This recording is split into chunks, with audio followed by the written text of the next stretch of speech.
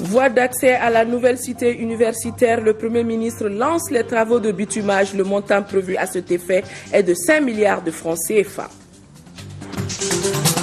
Sécurisation et stabilisation du Mali, un premier contingent de l'armée chinoise est arrivé et sera basé à Gao. Cette initiative du gouvernement chinois est tout simplement un geste de solidarité à l'endroit du peuple malien, a réaffirmé les autorités. Un ordinateur made in Mali, et oui, une réalité depuis ce matin. La machine a été présentée pour sa première mise en marche. On a juste besoin d'un boîtier. Nous sommes jeudi 5 décembre. Mesdames et messieurs, bonsoir et bienvenue dans cette édition.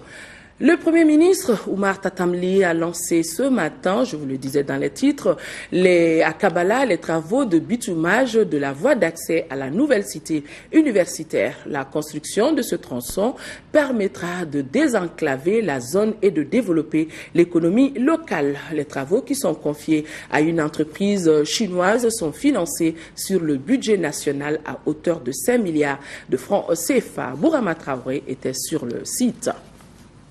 Pour se rendre à la nouvelle cité universitaire de Kabala, il faut s'armer de courage et de patience. La voie d'accès longue d'environ 12 km est un véritable parcours de combattants, surtout en période d'hivernage. Un calvaire qui sera un triste souvenir dans 6 petits mois. Le Premier ministre Oumar Tatamli a donné les premiers coups de pioche des travaux de construction et de bitumage du tronçon.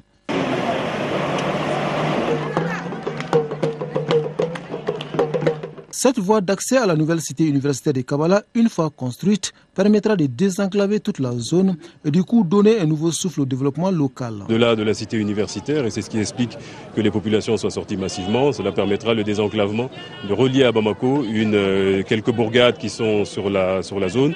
Et donc cela accroîtra les opportunités économiques qui s'adresseront à ces populations, qu'elles pourront saisir et permettra donc d'améliorer les conditions de vie, dynamiser un peu l'économie régionale. C'est important, ce sont des effets collatéraux qui sont tout à fait décisifs, sachant que la perspective principale, c'est quand même de relier la cité universitaire à la ville de Bamako.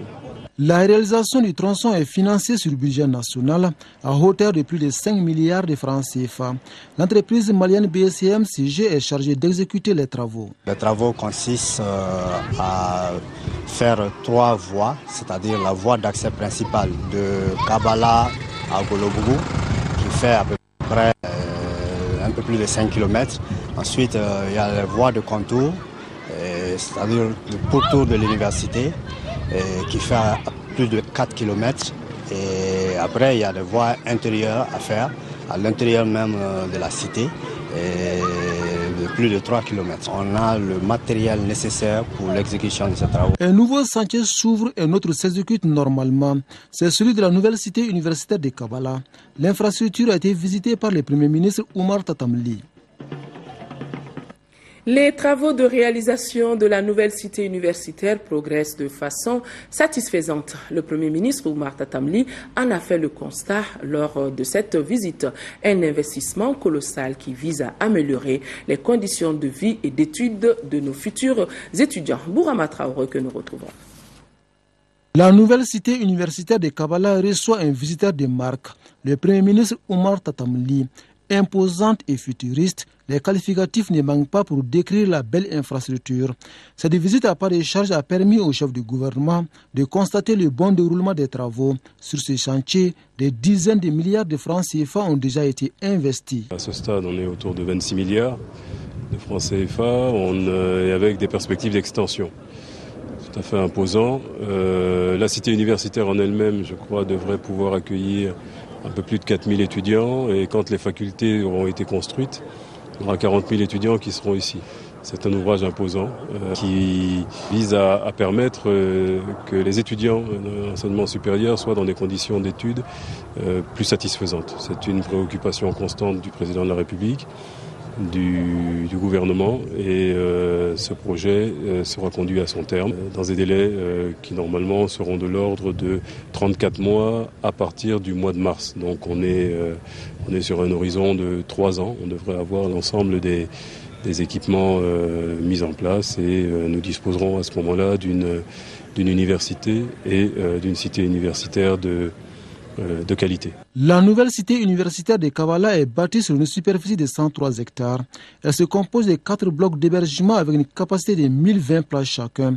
L'infrastructure comprend également un restaurant universitaire, une cafétéria centrale, des boutiques, une salle polyvalente, une infirmerie et une zone sportive, entre autres. Bref, toutes les communautés sont réunies ici pour un meilleur apprentissage. En contrepartie de cet effort, il est important que les chercheurs, les enseignants, les étudiants, chacun s'installe dans une position qui permette d'améliorer les résultats dans le cadre de l'université et de l'enseignement supérieur, de faire en sorte que les performances du système éducatif supérieur se redressent. Et nous sommes en train de travailler à cet égard à un programme avec la Banque mondiale qui a été mis en œuvre dans d'autres pays et qui a fait ses preuves, qui doit permettre d'assurer qu'on est à la fois, on avance sur les deux jambes, on est à la fois des infrastructures, des équipements qui s'améliorent et une gouvernance du système de l'éducation qui permette de délivrer des résultats contractualisés et sur lesquels l'ensemble des partenaires de l'enseignement supérieur seront appelés à s'engager. Par la construction de cette cité universitaire à Kabala, le gouvernement du Mali traduit dans les faits l'évidence selon laquelle il n'y a pas d'amélioration des conditions d'études sans les infrastructures appropriées. Auparavant, le Premier ministre Oumar Tatamli s'était rendu sur les sentiers du nouveau siège du Centre national des œuvres universitaires. Là également, les choses évoluent à la satisfaction des autorités nationales. Autre activité du Premier ministre, Oumar Tatamli a présenté ce jeudi à la presse nationale le programme d'action du gouvernement pour la période 2013-2018. Un programme qui se définit en 6 axes majeurs. Le programme élaboré sur la base des orientations du président de la République qui vont de la mise en place d'institutions fortes et crédibles à la restauration de la sécurité des personnes et des biens sur l'ensemble du territoire, entre autres. Un compte-rendu complet de cette cérémonie de présentation dans nos éditions de demain avec Ndeye Sissoko. Cet autre communiqué du gouvernement, le gouvernement a appris avec tristesse le décès hier soir à l'hôpital du Point G de Madame Aïssata Oualet Mohamed, blessée au cours des incidents survenus à Kidal le 28 novembre dernier. Le gouvernement présente à la famille sa compassion et prie pour le repos de l'âme de la disparue. Le gouvernement condamne encore une fois les violences qui ont occasionné cette situation regrettable et demeure engagé dans la recherche d'une solution pacifique à la crise que traverse notre pays. La direction de l'information et des relations publiques des armées informe l'opinion nationale et internationale que les rumeurs véhiculées par voie de presse sur l'arrestation de l'ancien chef d'état-major général des armées et du directeur de la gendarmerie nationale dans le cadre des enquêtes sur les événements du 30 avril 2012 ne sont pas exactes. La direction de l'information et des relations publiques des armées précise que les dites rumeurs sont sans aucun fondement. Par conséquent, la direction de l'information et des relations publiques des armées invite les médias nationaux et internationaux à plus de vigilance par rapport au traitement de telles informations qui sont de nature à s'aimer la confusion au sein des forces armées. Et la DIRPA reste entièrement disponible et ouverte à tout contact pour des besoins d'information militaire. Sommet de l'Élysée sur la sécurité en Afrique, son ouverture est prévue pour demain, mais déjà hier, une conférence de haut niveau sur le partenariat économique entre l'Afrique et la France s'est tenue à l'Hôtel des Finances Paris-Bercy. Plusieurs chefs d'État africains ont pris part aux côtés de François Hollande à cette rencontre de très haut niveau. Madame Bouaré Fili Sissoko, au nom du Mali, y a pris part. Quelles sont les motivations et les enjeux de ce sommet économique? Réponse dans ce élément, Makanfi Konaté, Oumar Moussa Traoré et Drissa Traoré. On s'en souvient, le candidat François Hollande avait promu une nouvelle forme de partenariat avec l'Afrique. Outre une promesse électorale, d'autres contingences d'ordre économique ont motivé ce sommet. D'abord, la récession économique que vit l'Europe depuis plus d'une décennie, l'érosion du leadership français au profit des géants asiatiques et enfin la croissance à 2 chiffres qui profile à l'horizon sur le continent noir. Face à ces postulats, la France se devait de réagir. À la demande de Pierre Moscovici, ministre français de l'économie et des finances, 5 experts français et franco-africains ont proposé une nouvelle dynamique économique entre l'Afrique et la France. Ce nouveau partenariat, selon le président français François Hollande, se veut gagnant-gagnant. Nous ne voyons pas encore que l'Afrique est le continent de demain, le continent d'avenir, et qu'il y a là une opportunité d'abord pour les Africains de s'en saisir, pour marquer encore davantage leur affirmation, leur volonté, leur capacité, mais une opportunité aussi pour les grands pays industrialisés de venir investir en Afrique. Un partenariat public-privé dynamique et soutenu, voilà ce dont rêvent les investisseurs privés africains. Un, c'est l'adéquation de l'équipement. La seconde chose, c'est le financement. Ce genre de sommet permet de mettre en partenariat entre des gens qui ont les machines et l'équipement et la technique. Nous avons les idées et nous savons ce que nous voulons faire et nous savons comment ça marche chez nous. Pour le forum franco-africain, restons avec le forum franco-africain sur l'économie. Pour François Hollande, le temps de l'Afrique est venu. La France souhaite donc doubler ses échanges avec le continent dans les 5 prochaines années. Le temps est désormais donné pour une nouvelle dynamique économique entre l'Afrique et la France. Et pour ce faire, 20 millions d'euros seront débloqués pour le financement de ce programme. Nous retrouvons nos envoyés spéciaux à Paris, Oumar Moussa Traoré et Idrissa Traoré. Le rapport intitulé « Un partenariat pour l'avenir » remis aux autorités françaises à la fin du forum franco-africain invite la France à prendre la mesure de l'émergence économique et sociale de l'Afrique. Le document propose de bâtir un nouveau partenariat économique basé sur une relation d'affaires avec le continent africain, en particulier avec les pays au sud du Sahara. 4 chefs d'État, une vingtaine de ministres et plus de 500 chefs d'entreprise avaient rendez-vous à Bercy, autrement dit le siège du ministère français de l'économie, pour plancher sur les contours de ce nouveau partenariat Afrique-France. C'est une bonne opportunité pour les entreprises maliennes et pour l'économie malienne d'une façon générale, parce qu'il s'agit d'engager une nouvelle approche en matière de relations économiques et industrielles. Et l'approche se basant sur le co-développement, qui est un concept qui est là depuis un certain temps, mais auquel on n'arrivait pas à donner le contenu qu'il faut. Et là maintenant, ça se décline en co-localisation des entreprises pour que toute une chaîne de valeur soit entièrement localisée dans un pays et qu'ils puissent exporter à travers les autres. Ça, c'est un aspect. Il y a un deuxième volet qui concerne le cofinancement des entreprises et des investissements en matière d'infrastructure, toutes choses qui sont vraiment d'un grand intérêt dans le cadre du partenariat public-privé, parce que comme vous le savez, les infrastructures sont essentielles pour le développement de nos États. Malheureusement, nos ressources sont très souvent limitées. Il y a aussi les aspects de sous-traitance qui pour nous sont très importantes parce qu'il y a des marchés qui sont au-delà des capacités de nos entreprises. Mais si la sous-traitance est bien organisée, ça fait quand même du potentiel en matière d'affaires pour ces entreprises nationales, notamment maliennes. L'un des principes fondateurs de ce nouveau partenariat est basé sur le changement de perception et d'attitude de la France à l'égard de l'Afrique. Il invite à sortir des clichés de la misère, de la pauvreté et des zones grises occupées par des bandes armées. Des clichés qui masquent une autre Afrique, plus nombreuse, plus puissante, en somme, une Afrique qui construit l'avenir.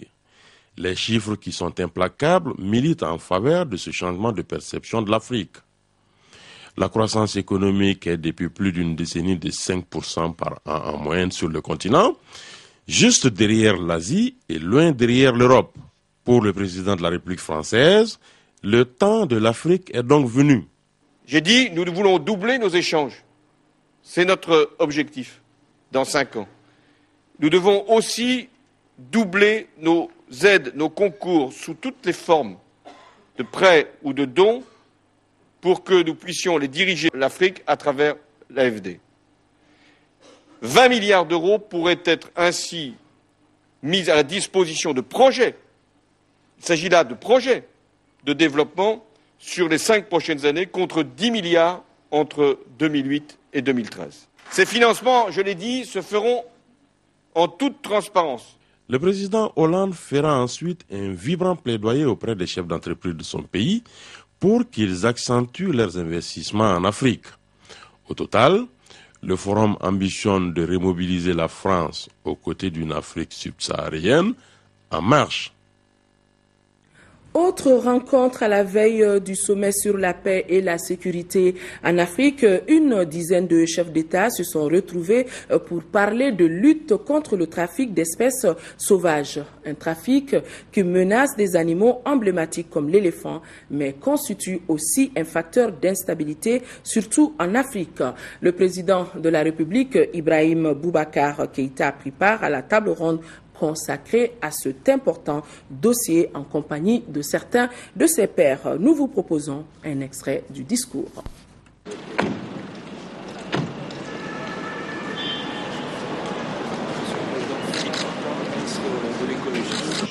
Le braconnage a pris ces dernières années une telle ampleur qu'il menace maintenant la survie de nombreuses espèces.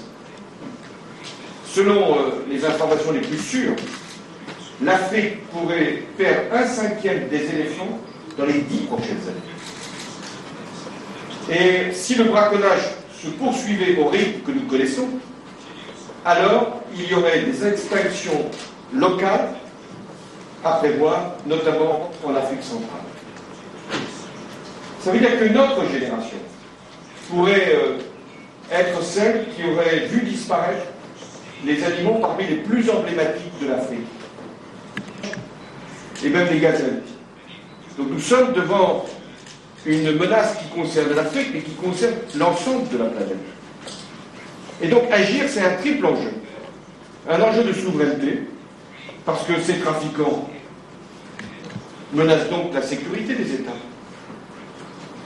Le deuxième enjeu, c'est un enjeu de sûreté, précisément.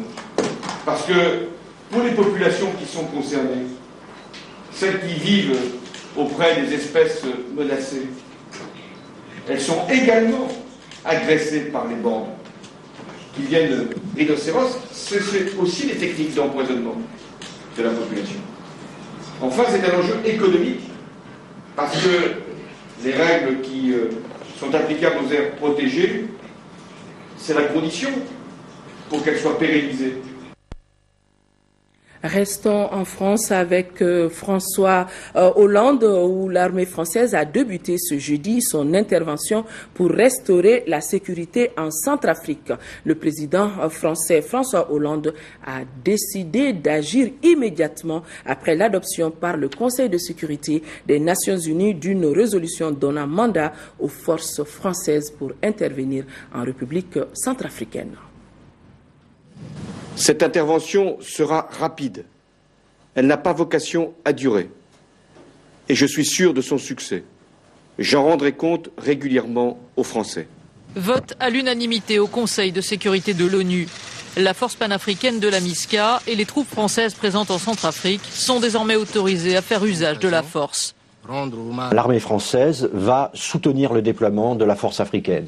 Et lorsque la force africaine sera à même de rétablir un minimum d'ordre dans le pays, évidemment, la France n'a pas vocation à rester indéfiniment en Centrafrique. Donc c'est une mission de soutien à la force africaine. L'opération française a été baptisée Opération Sangaris. Le contingent de la France devrait passer à 1200 hommes. Des militaires qui seront notamment chargés de sécuriser les principaux axes qu'emprunteront les convois humanitaires. Laurent Fabius a précisé les modalités du texte. Il donne pouvoir aux forces africaines et à la France d'intervenir pour à la fois des missions humanitaires, puisqu'il y a en Centrafrique des exactions très graves qui sont commises, pour ramener la sécurité, et chacun sait que c'est nécessaire. Ensuite, pour préparer une transition démocratique, et le délai fixé est avant février 2015, et puis pour permettre une relance du développement économique. Depuis le renversement en mars dernier du président François Bozizé, la Centrafrique est plongée dans le chaos. Mais ces derniers jours, la situation a encore empiré entre les ex-rebelles de la Séléka qui se revendiquent musulmans et les milices d'autodéfense formées par des paysans chrétiens en réaction aux exactions. Des exactions qui ne resteront peut-être pas impunies puisqu'une commission internationale d'enquête sur les violations des droits de l'homme figure dans la résolution qui vient d'être adoptée. Autre décision, l'instauration d'un embargo sur les armes à destination de la Centrafrique pendant 1 an. Enfin, la résolution envisage la transformation éventuelle de la MISCA en force de maintien de la paix de l'ONU. Cela se ferait dans plusieurs mois, à condition que le Conseil de sécurité donne à nouveau son feu vert. Par ailleurs, les Britanniques ont proposé une aide logistique à la France. Ils pourraient mettre à leur disposition un gros porteur C-17, comme ils l'avaient fait dans le cadre de l'opération Serval au Mali. Au siège des Nations Unies, ce jeudi 5 décembre, le ministre de la Réconciliation nationale et du développement des régions du Nord, Cheikh Oumar Diarra, a été reçu en audience par le secrétaire général des Nations Unies, Ban Ki-moon, à qui il a remis un message du président de la République. En remettant le message du président de la République, Cheikh Oumar Diarra a exprimé l'incompréhension du gouvernement suite à l'absence de dispositifs de sécurisation adéquat de la MINUSMA à Kidal le 28 novembre dernier, alors que le Premier ministre, chef du gouvernement, y était attendu. Le ministre a insisté sur l'urgence pour le Mali de recouvrer sa souveraineté sur cette région et la nécessité pour la MINUSMA de mieux aligner ses actions sur les objectifs stratégiques du gouvernement malien. Le secrétaire général des Nations Unies a adhéré à la pertinence des préoccupations exprimées par le président de la République et s'est engagé à œuvrer à l'accélération de la mise en œuvre effective du mandat de la MINUSMA conformément à la résolution 2100 du Conseil de sécurité des Nations Unies. Une information qui nous a été donnée par Salif Sanogo. Ici à Bamako, le premier contingent de l'armée chinoise fort de 135 militaires est arrivé hier. Ce contingent sera basé à Gao et aura pour mission d'aider les forces de la MINUSMA à la sécurisation et à la stabilisation de notre pays. Mohamed Diarra était à l'atterrissage de l'avion spécial qui transportait les militaires chinois. Le drapeau des Nations Unies à main, les bérets bleus bien vissés sur la tête. Le premier contingent chinois arrive au Mali dans le cadre de la mission de maintien de la paix. Ils sont 135 officiers et sous-officiers, dont 12 personnels féminins. Parmi eux, des médecins, des ingénieurs en construction civile. Ils viennent ainsi renforcer les capacités opérationnelles de la MINUSMA. Nous voulons offrir notre conscience, donner notre soutien pour sauvegarder l'unité nationale et la souveraineté du Mali. Le professionnalisme, la rigueur, la combativité de l'armée populaire de la République chinoise est reconnue par les responsables de la MINUSMA. Vous êtes venus d'un pays que nous connaissons tous, un pays de la paix, un pays qui veut la paix partout, un pays qui vient aider à chercher la paix. Nous connaissons votre valeur, votre professionnalisme et votre savoir-faire et nous savons que vous allez faire ce qu'il faut faire. Cet engagement du gouvernement chinois témoigne de l'exemplarité des relations qui unissent la Chine et le Mali. Nous sommes fiers de vous accueillir ici au Mali. Nous sommes persuadés que vous vous intégrerez facilement au niveau de vos frères maliens et nous sommes également persuadés que votre contribution dans la mission de paix ne sera pas négligeable. Ce premier contingent sera basé à Gao. Les militaires chinois travailleront avec les autres forces déjà sur place. Les hommes du général Zhang Geqing sont conscients de la mission dont ils sont investis par leur pays. Ils ne comptent pas démériter. Nous avons pleine confiance de finir notre mission et avoir une successive constructive sur notre mission de la stabilité et le maintien de la paix. Ces hommes et femmes seront rejoints dans les jours à venir par 260 autres. L'ambassadeur du Mali aux Pays-Bas avec résidence à Bruxelles, Sekouba Cissé, a présenté hier à Sa Majesté le roi des Pays-Bas les lettres de créance, les lettres qui l'accréditent en qualité d'ambassadeur extraordinaire et plénipotentiaire auprès du Royaume des Pays-Bas. Cette cérémonie a eu lieu à un moment où la coopération entre les deux pays prend une nouvelle dimension avec un engagement plus prononcé des autorités des Pays-Bas aux côtés de notre pays dans le cadre de son développement et de sa quête pour la paix et la sécurité. Les autorités des Pays-Bas, suite à l'appel de la MINUSMA, ont pris l'initiative d'engager des discussions au sein de leurs institutions pour apporter une contribution en hommes et en matériel à l'opération afin de participer à la stabilisation du Mali. La rencontre que son Excellence Sekouba Cissé a eue avec Sa Majesté le Roi a été aussi l'occasion de relever les excellentes relations qui existent entre les deux pays dans les domaines divers et variés. Une information qui nous a été donnée par notre correspondante à Bruxelles, Fatim Diallo. 20 ans après la conférence mondiale de Vienne en 1993, la Commission nationale des droits de l'homme fait le bilan de sa structure. C'était à la faveur d'une conférence débat organisée à la faculté des sciences juridiques politiques de Bamako. Le ministre de la Justice, garde des Sceaux, était présent, nous dit notre reporter Ba Traoré. La communauté internationale célèbre la Journée internationale des droits de l'homme le 10 décembre 2013. C'est en prélude à cet événement que la Commission nationale des droits de l'homme a organisé cette conférence débat.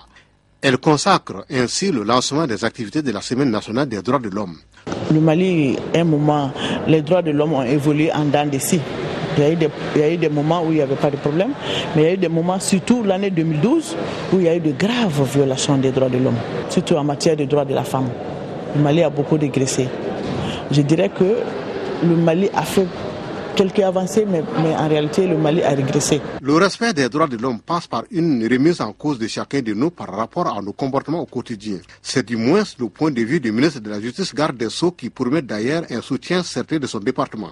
Respecter l'autre signifie que vous vous respectez vous-même. Reconnaître des droits à l'autre signifie que vous souhaitez qu'on reconnaisse vos droits. Et c'est là, nous y sommes tous invités instamment, avec force, mais avec détermination et engagement. Le salut du Mali passe par là et pas autrement. Rappelons que la conférence débat s'est tenue avec l'appui partenarial de la MINUSMA et représentée par son responsable des droits humains. Un nouvel ordinateur conçu dans notre pays et par des Maliens, tenez-vous bien, a été présenté cet après-midi au ministre de la Communication et des Nouvelles Technologies de l'Information. C'est une machine simple et adaptée à notre environnement. La machine a juste besoin d'un total de 24 watts seulement pour sa mise en marche et ne dispose pas d'unité centrale, mais plutôt d'un boîtier. Ibrahima Traoré est bien placé pour nous présenter cet ordinateur. Voici un ordinateur made in Mali. Ça s'appelle Limorgal, un nom peul qui signifie calculateur. Il a été conçu, j'allais dire, bricolé par une équipe malienne dirigée par Mamadou Yam Diallo. Limorgal comprend une carte PC d'une capacité d'1 giga de RAM et d'une vitesse de processeur d'1,4 GHz et un écran HDMI. Il est doté du logiciel libre Ubuntu, d'une carte flash qui sert de disque dur, d'un clavier et d'une souris. Il y a 3 différences fondamentales. Le prix, la consommation électrique, les logiciels. Tous les logiciels sont gratuits et sont disponibles sur Internet que l'on télécharge gratuitement. L'ordinateur là, qu'on a bricolé, consomme 24 watts. Les ordinateurs fixes que vous avez habituellement dans les bureaux consomment 300 watts. La particularité de la machine tient au fait qu'elle a été conçue avec du matériel simple et relativement bon marché. Un boîtier installé à l'arrière de l'écran contient tous les accessoires et terminaux de commande. Le ministre en charge des TIC ne peut qu'être impressionné. C'est qu'il faut faire en sorte que ce produit soit industrialisé. On est à des niveaux de faible production. La demande est très forte, donc il s'agit au sein du gouvernement de voir ensemble, avec mes différents homologues, quelle politique incitative il faut mettre en place pour arriver à produire un grand nombre et par là réduire les coûts. Et je crois que ça, c'est un engagement fort que nous pouvons prendre aujourd'hui. Nous avons beaucoup de projets en cours en termes de faciliter l'accès Internet aux Maliens. On a des projets d'infrastructure, nous avons des projets de développement de contenu, nous avons des projets d'alimenter un certain nombre d'infrastructures éducatives ou hospitalières à Internet. Donc, après avoir développé les infrastructures, il faut que les outils soient accessibles.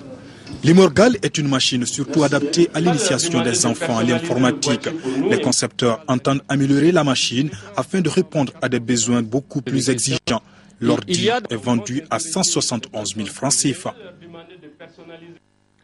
L'Agence nationale pour la communication et le développement a tenu la deuxième session de son conseil d'administration. C'était ce matin et a pris place au ministère de la Communication et des Nouvelles Technologies de l'Information. L'ANCD a produit plusieurs micro-programmes lors des présidentielles, mais pour la pérennisation de sa mission, l'agence compte sur l'État et veut conquérir de nouveaux partenaires. Fatoumata Kone.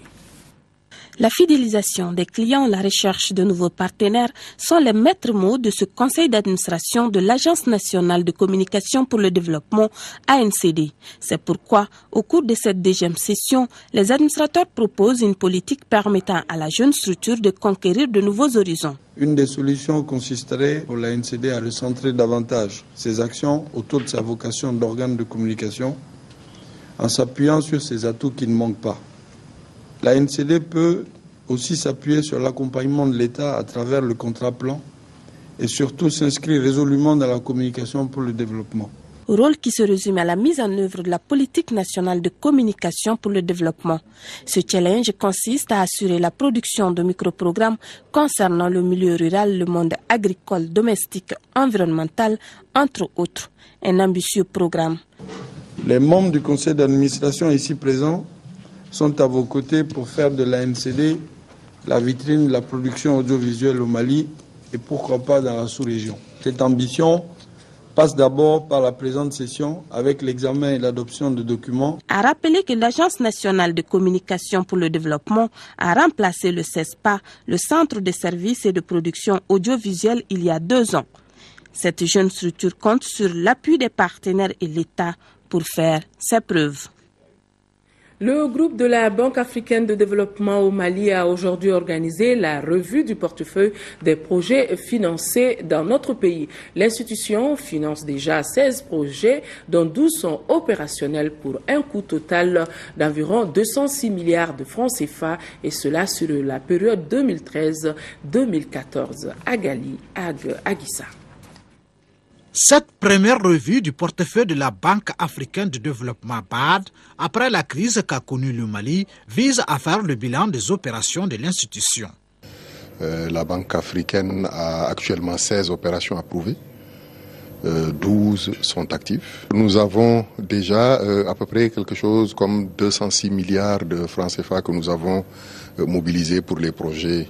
Pour 2014, nous avons un certain nombre de projets qui rentrent aussi dans le cadre des priorités du pays, dans le secteur alimentaire. Cet appui financier reste basé sur des actions inscrites dans le cadre de l'amélioration des conditions de vie des populations et s'étale sur une période de 2 ans. Cette stratégie tient compte du nouveau contexte politique, économique et social de votre pays et s'aligne sur les priorités du gouvernement.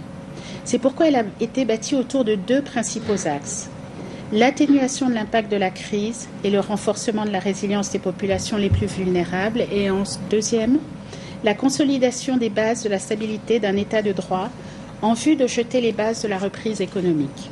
Les travaux qui se sont déroulés en 2 sessions ont permis de relever certaines insuffisances dans l'exécution des projets. Il s'agit entre autres des difficultés d'ordre institutionnel, technique et financier. C'est pourquoi les coordinateurs de projets et les experts ont fait des propositions allant dans le sens de la coordination institutionnelle et la préparation d'une banque des projets en fonction de leur maturité avant de les soumettre à la BAD. Une initiative saluée par le gouvernement. Au niveau du Premier ministre, un comité interministériel a été mis en place qui a pour mandat de connaître l'ensemble des problèmes auxquels sont confrontés les projets, les programmes exécutés avec l'appui et l'accompagnement de partenaires techniques et financiers. Soyez convaincus et sûrs que les solutions qu'on va arrêter cet après-midi seront portées à la haute attention de M. le Premier ministre. En organisant cette revue, la Banque africaine de développement contribue ainsi au développement socio-économique du pays.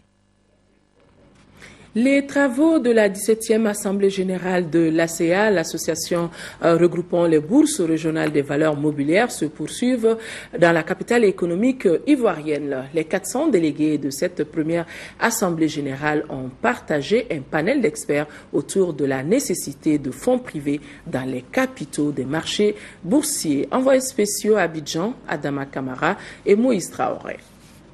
Les fonds privés dans les capitaux des marchés boursiers. Un panel d'experts africains et internationaux a planché pour l'alternative devant les 400 délégués de la 17e Assemblée générale de l'ASEA, association regroupant 23 bourses de valeurs opérant sur le continent. Elle est d'autant plus importante, même pour nous, BOAD. Et nous avons des ressources concessionnelles de plus en plus rares, des ressources publiques de l'extérieur de plus en plus rares. Et donc nous sommes appelés de plus en plus à aller sur le marché pour prendre des fonds et procéder à nos opérations. Donc pour les opérateurs d'une façon générale, tous les intervenants, la bourse est un lieu privilégié pour lever des fonds. La bourse est effectivement un excellent moyen pour faire fructifier son épargne et c'est aussi un moyen pour développer nos économies, donc pour les États et pour les entreprises, donc de lever des capitaux pour pouvoir développer leur société ou mettre en place des infrastructures dans le cadre des États par exemple. La BCAO et la BOAD ont contribué à la mise en place de la bourse des valeurs mobilières. Une entreprise malienne au Mali peut-être n'a pas forcément les moyens d'obtenir les fonds dont elle a besoin. Il faut trouver ses financements quelque part et la bourse est le lieu privilégié pour trouver ces financements. Naturellement, avant de lever des financements, il faut que ceux qui vous donnent ces financements-là aient confiance en vous, que tout ceci se passe dans un cadre quand même relativement sécurisé et dans ce cadre-là, c'est quand même l'avenir pour les entreprises modernes. C'est la Bourse régionale des valeurs mobilières qui reçoit la rencontre annuelle. Il s'agit d'une occasion pour les entreprises d'accroître leur visibilité et d'attirer des capitaux pour soutenir leur croissance. Le ministre de la Promotion de la Femme, de la Famille et de l'Enfant a offert ici à Bamako un déjeuner de solidarité aux personnes vivant avec le VIH-Sida. L'objectif visé est zéro discrimination face au VIH-Sida. Kadia Toukone était présente à ce déjeuner.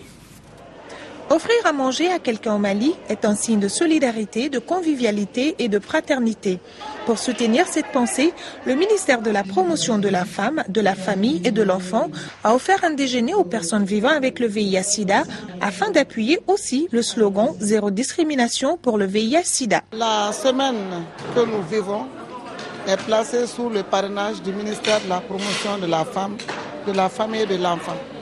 Nous avons dit que nous allons organiser une grande rencontre avec les PIV, toutes les associations œuvrant dans le domaine de la défense des droits des femmes.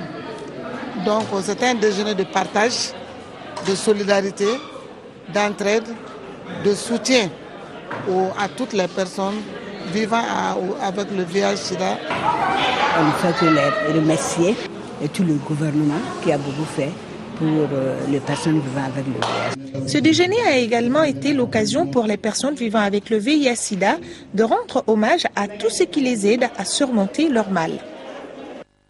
Après l'effondrement d'un bâtiment à Magnambougou face au Kanou hier, le ministre de l'Urbanisme et de la Politique de la Ville appelle les acteurs du secteur de bâtiment au respect des normes. Pour le ministre Moussa Mara, son département mettra tout en œuvre pour l'application des dispositions en matière d'urbanisation. Le ministre Moussa Mara est au micro de Moussa Fane. Ce bâtiment, selon les premières investigations, a bénéficié d'une autorisation de construire. Selon encore une fois les investigations en cours, il semblerait que c'est une manière de poser le béton qui a pu entraîner l'écroulement partiel du bâtiment. Donc, de prime abord, ces investigations méritent d'être étayées pour que nous en sachions davantage sur les raisons qui ont fait que nous avons eu une partie du bâtiment qui s'est affaissée. Tous ceux qui construisent, qu'ils observent strictement les règles de construction. Que nos services aussi soient engagés dans la supervision systématique de tous les chantiers dans nos villes. Et aussi, l'occasion d'appeler les autorités judiciaires à nous aider. Aujourd'hui, nous faisons face à des difficultés importantes par rapport à l'effectivité des jugements qui sont liés aux différentes plaintes que nos services ont portées devant les juridictions de Bamako principalement et de manière générale des autres villes du pays. Le salon de l'artisanat et du tourisme de Montreuil en France s'ouvre demain 6 décembre.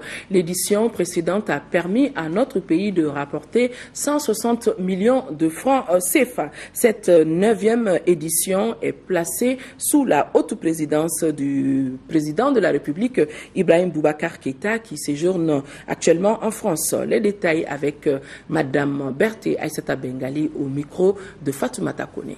L'édition de cette année, de par son thème, paix et réconciliation, s'inscrit dans la volonté manifeste des nouvelles autorités de notre pays de relancer les activités de l'artisanat et du tourisme, deux secteurs durement affectés par les douloureux événements que vient de subir le Mali. En effet, maillon fort de l'économie malienne, l'artisanat et le tourisme, du fait de l'occupation djihadiste des 2/3 du territoire national, ont été fortement ébranlés à cause de l'instabilité politico-sécuritaire.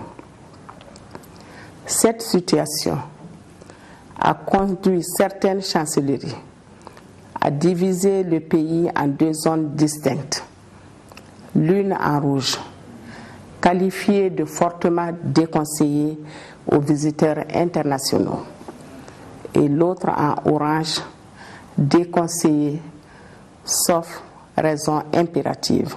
Durant une dizaine de jours, en marge de l'exposition vente, des échanges et débats auront lieu sur le site. Nous espérons qu'une ligne directrice pour la relance définitive de l'artisanat et du tourisme malien sortira de cette 9e édition. La journée internationale des volontaires est célébrée chaque 5 décembre. Cette journée, initiée par les Nations Unies, est commémorée dans notre pays par le ministère de la Jeunesse et des Sports à travers le Centre national de promotion du volontariat. Le lancement de ces activités a eu lieu au corps de la paix du centre de formation Toubanisso dans la commune du Mandé, Al-Djoumatina.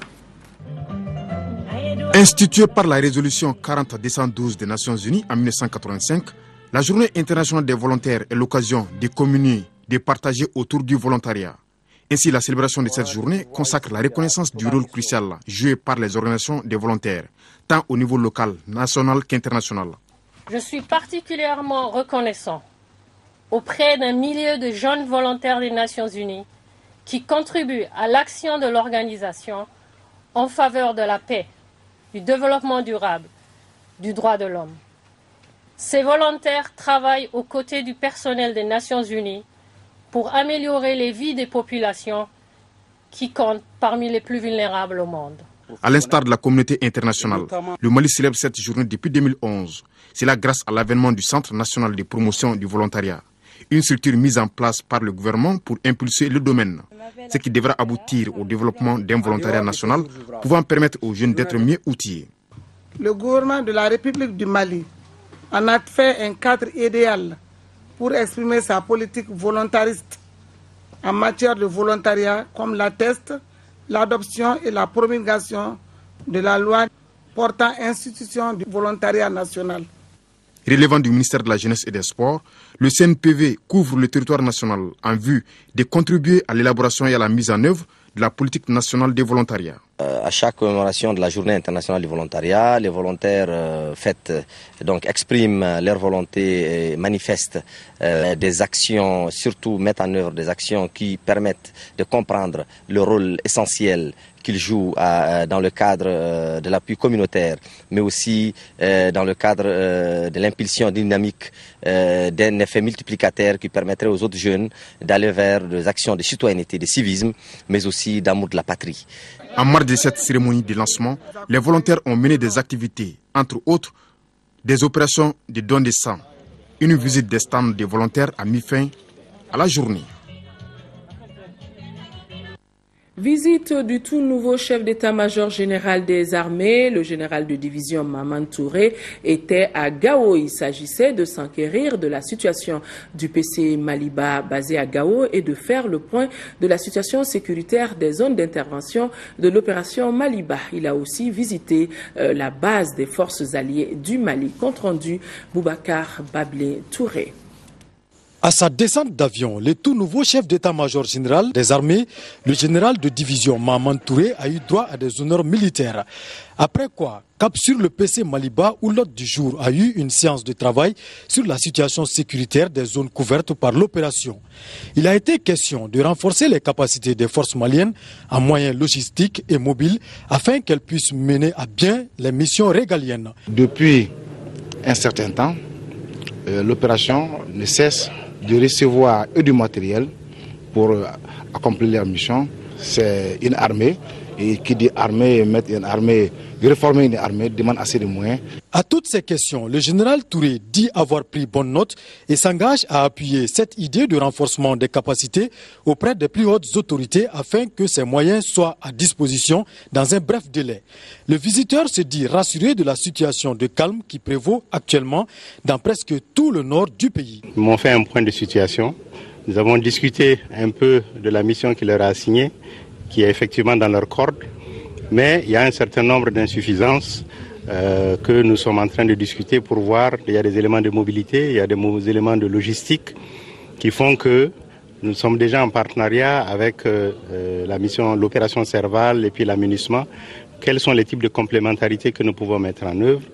Quels sont les moyens additionnels que nous devons chercher pour leur permettre d'être beaucoup plus performants?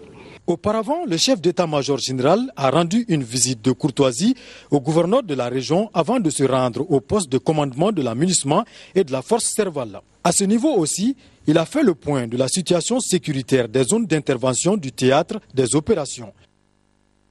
La MINUSMA et l'Office central des stupéfiants de Tombouctou s'engagent pour un même combat, celui de lutter contre le trafic de drogue sous toutes ses formes. C'est tout le sens d'une formation conjointe initiée par les deux structures. Adama Djimde depuis Tombouctou.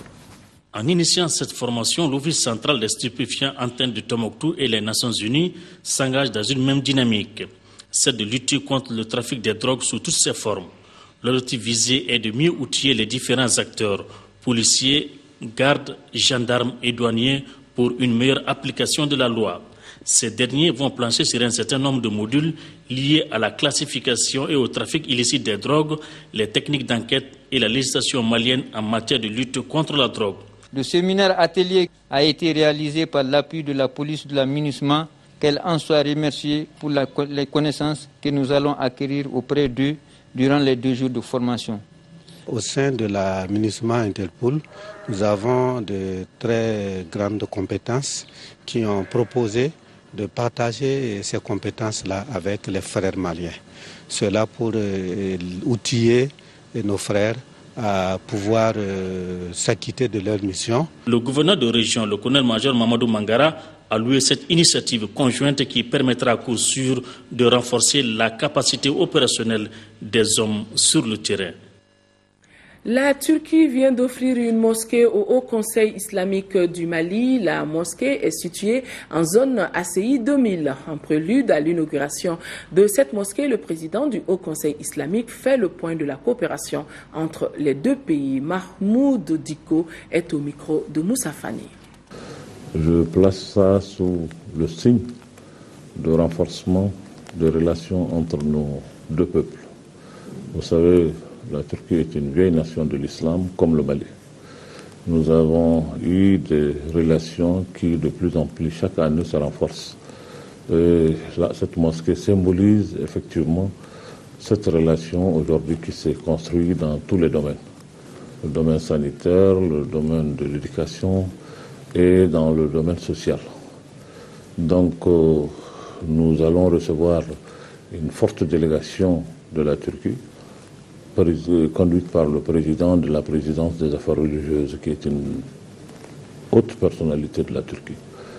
Je profite de l'occasion pour demander à tous les musulmans de venir nombreux et massivement pour qu'ensemble nous puissions vraiment faire cette fête, qui est une fête aussi de prière, de réconciliation dont nous avons besoin aujourd'hui.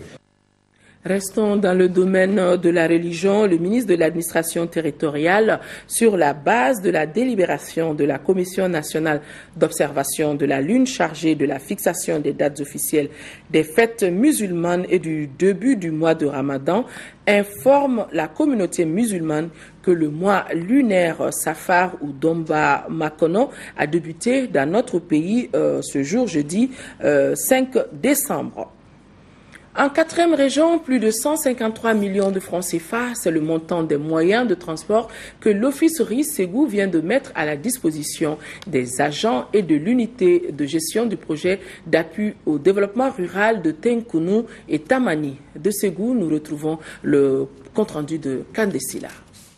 52 motos Yamaha 80, 32 motos Jakarta et 3 véhicules tout-terrain. Cette donation s'inscrit dans le cadre de la mise en œuvre du projet d'appui au développement rural de Tenkounou, Tamani, PADETKT. Nous nous réunissons pour la remise officielle de ces moyens de transport aux agents de vulgarisation et à l'unité de gestion du projet, afin de permettre de contribuer efficacement à améliorer les services rendus. Le PADETKT est le fruit d'un partenariat entre la Banque islamique de développement et le gouvernement du Mali pour un montant de près de 15 milliards de francs CFA.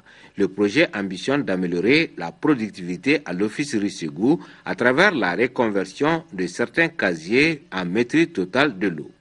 Aussi, même si la remise de ces moyens de transport, dont le montant est estimé à plus de 153 millions de francs CFA, constitue un apport non négligeable dans la mise en œuvre, le PADETKT connaît des difficultés dans son exécution. Ces mesures d'accompagnement se trouvent à un taux d'exécution financier de plus de 80%.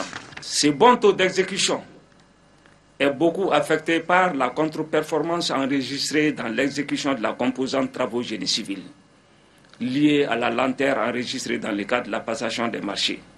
En remettant officiellement les clés, le directeur général a demandé aux bénéficiaires un usage approprié, en espérant que le processus de prorogation du projet qui est en cours va permettre de mener à terme les travaux d'aménagement. C'est communiqué avant de refermer définitivement ce journal. L'utilisation de ce communiqué du ministère de la Sécurité, l'utilisation de pétards et autres feux d'artifice est une pratique très courante pendant les fêtes de fin d'année. En dépit du caractère festif lié à leur utilisation, les pétards et autres feux d'artifice constituent un danger pour la sécurité des populations. Au regard de la situation sécuritaire fragile de notre pays, le danger d'utiliser des pétards s'accentue.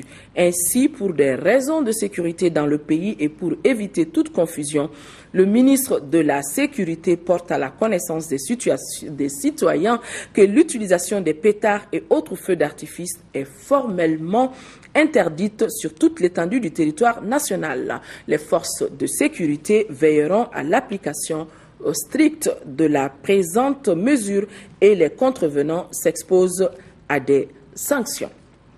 La Société malienne de gestion de l'eau potable, SOMAGEP, a le regret d'informer son aimable clientèle que suite à un incident majeur survenu à la station de pompage de Manyambougou, aujourd'hui jeudi 5 décembre, la distribution de l'eau potable connaît de très fortes perturbations dans les quartiers suivants: Manyambougou, Sokoroji, Djanginela, Misabougou, Yirimadjo, Banankabougou, Sirakoro, Tabakoro, Nyamana et les logements sociaux de Irimadjo. Des dispositions sont prises pour une solution rapide. À retenir ce soir, l'interview de la semaine qui reçoit Gaussou Drabo, journaliste et analyste politique au quotidien national L'Essor. Avec Yaya Konaté, il jettera un regard avec Yaya Konaté. Les deux jetteront donc un regard sur certaines questions d'actualité. Les élections législatives, la situation de Kidal, l'affaire Amadou Aya Sanogo et le charnier de Djago notamment. L'interview de la semaine à suivre après ce journal. Autre rendez-vous après ce journal, le rôle du député, mission et pouvoir, c'est le thème de l'émission, ça se discute de ce jeudi soir.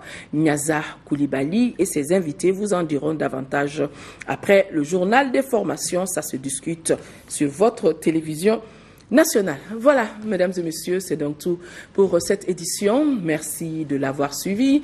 L'information reprendra ses droits demain, 13h, vous serez avec Kadidjatou. 10h, 13h, vous serez avec Kadidjatou Koné. Et pour les éditions du soir, ce sera une présentation de Amara Malo Diallo. Excellente nuit à tous. Au revoir.